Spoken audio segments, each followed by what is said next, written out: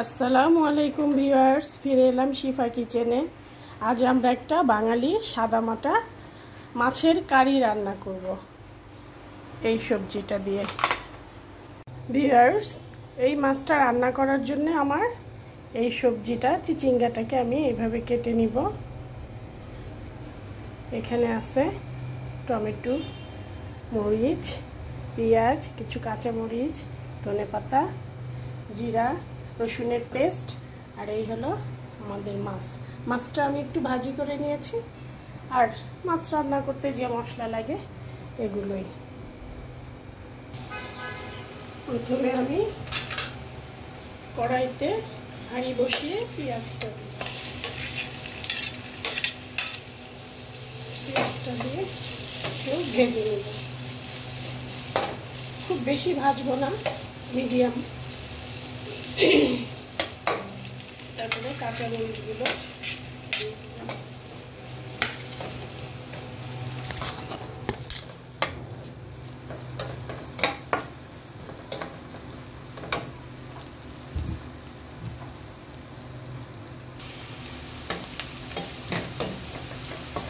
আমার পেঁয়াজটা ভাজা হয়ে গিয়েছে। এখন আমি এর মধ্যে একটু পানি মিশিয়ে দেব। এখন একে একে লবণ, জিরা রসুনের পেস্ট, ধনিয়া গুঁড়া, মরিচ, হলুদ গুঁড়ো এগুলো দিয়ে আমি মশলাটাকে ভালো করে কষিয়ে নেব। একটু ঢেকে দেব। আমার মশলা কষানো হয়ে গিয়েছে। এখন আমি সবজিগুলো ছেড়ে দেব।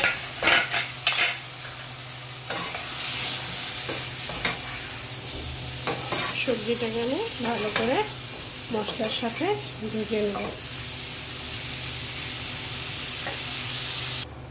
একটু ঢাকনা দিয়ে ঢেকে দিব।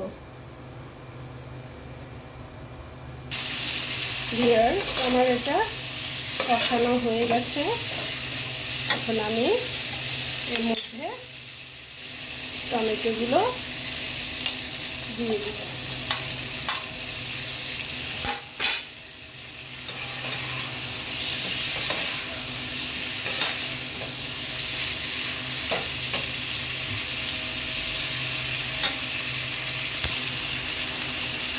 এখন আমি এর ভিতরে পানি অ্যাড করব।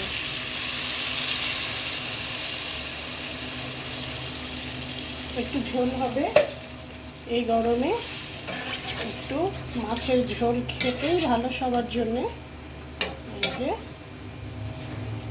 এখন আমি এটাকে ঢেকে দিব। এটা হবে। আমি এখন সবজিটার ভিতরে মাছগুলো একে একে ঢেলে দিব।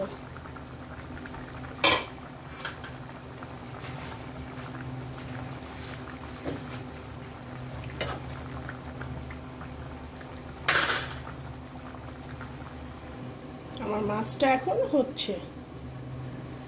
ভিউয়ার্স, আমার মাছটা হয়ে এসছে। আমি এখন ঢাকনাটা খুলে এর মধ্যে ধনেপাতা কাটা আছে, এগুলো আমি অ্যাড করে দিব।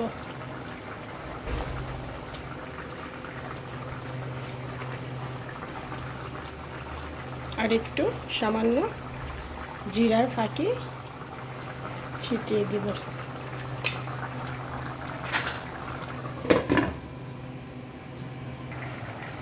আমি কিছু লাল মরিচ রেখেছিলাম, এগুলো এখন এর উপরে ছড়িয়ে দিব।